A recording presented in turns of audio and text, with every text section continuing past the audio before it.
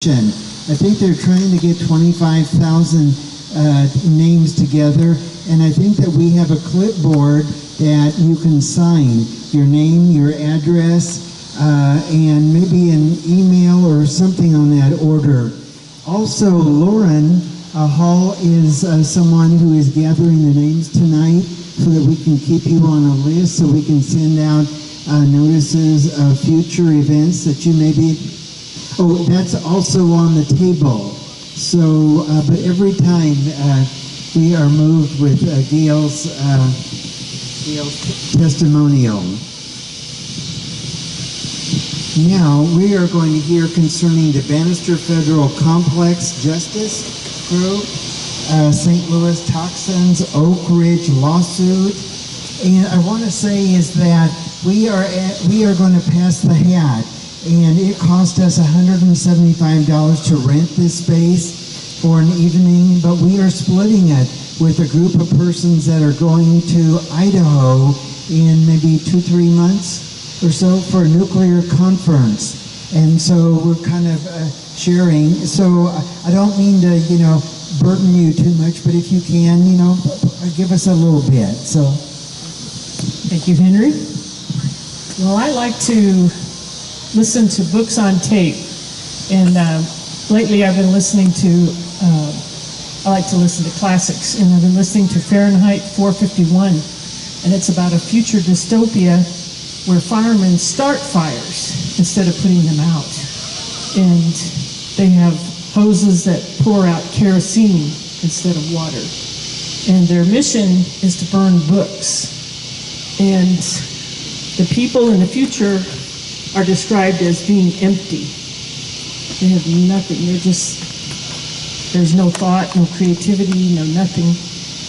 And they only listen and watch the commercial media of the time.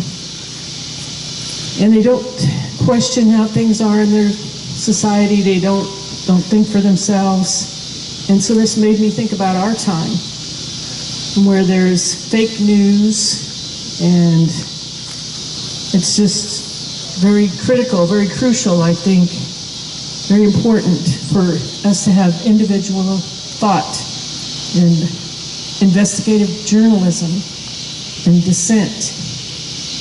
We need people that critique and question things in our culture and society and take action for justice. So, first off, I'd like to read a couple paragraphs from an article written by a guy named James Heddle.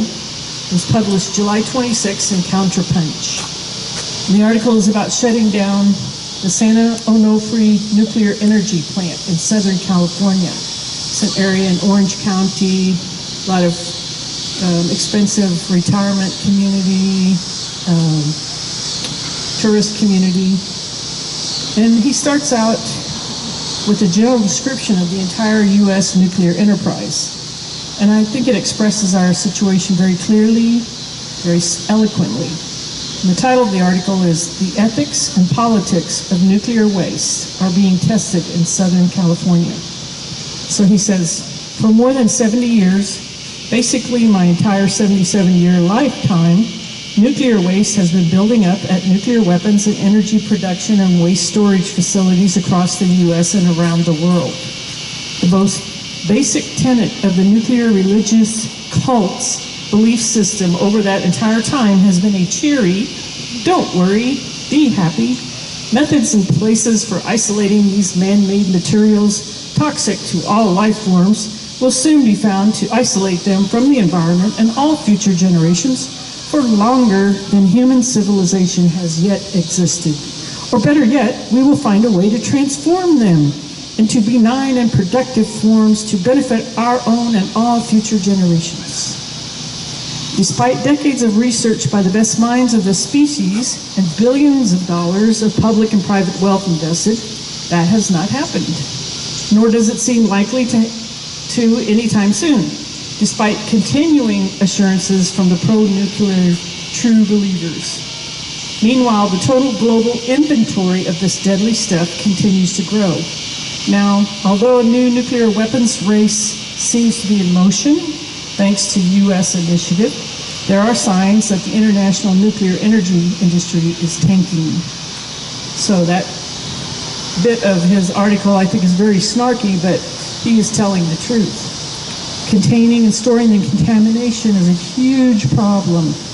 In Southern California, their first crazy plan was to bury the tons of accumulated radioactive waste in extremely thin, unmonitorable, and unrepairable canisters inches above the water table, just yards above the rising ocean surf, in an earthquake and tsunami zone, just like Fukushima.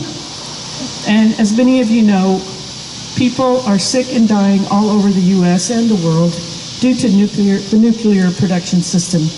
And this is why activist citizen groups are so very, very necessary.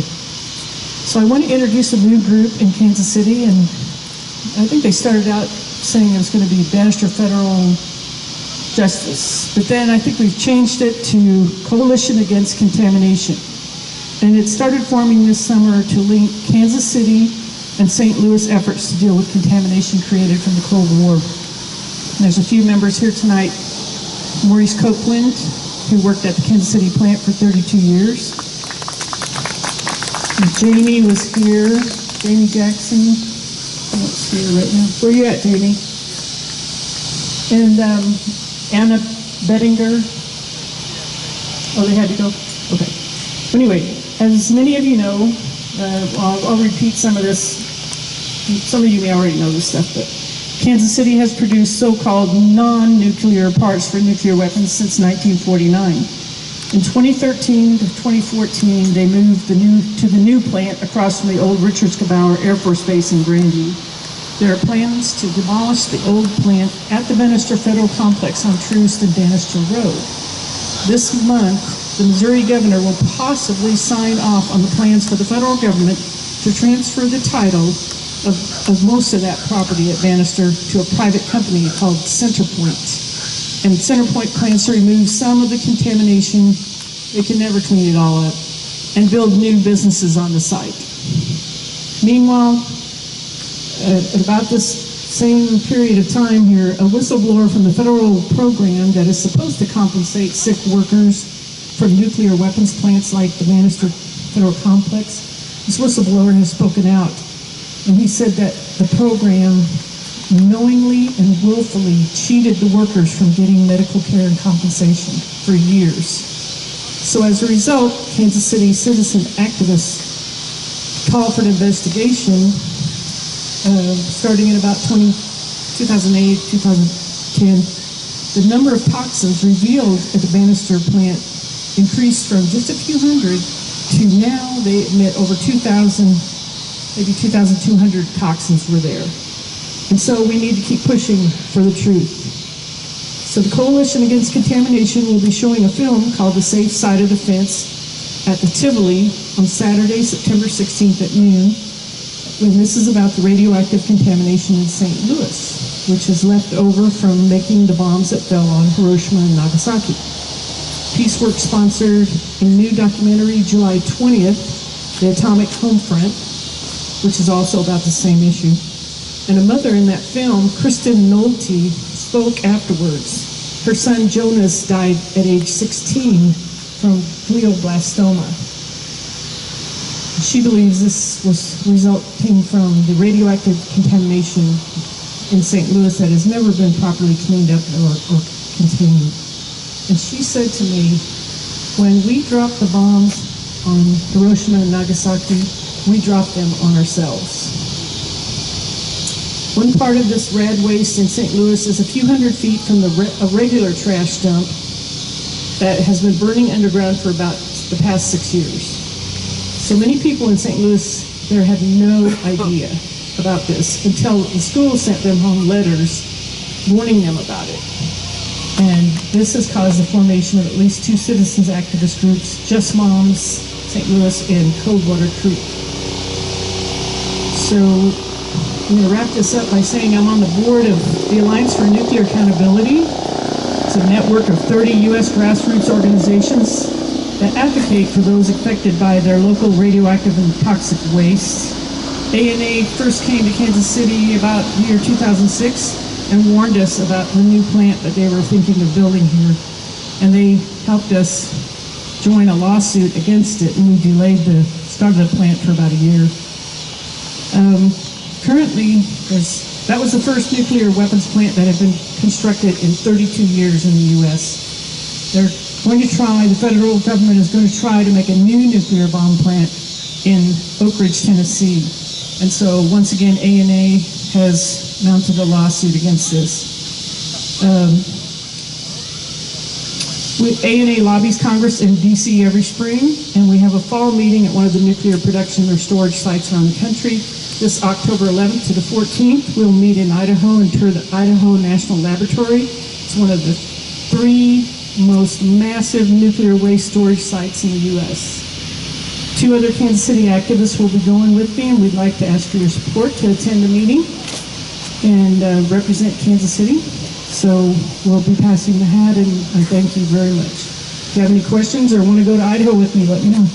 What's your name? This is Ann Suellentrop, and she goes to Washington, D.C. for us for lobbying congresspersons and meeting with Department of Energy persons.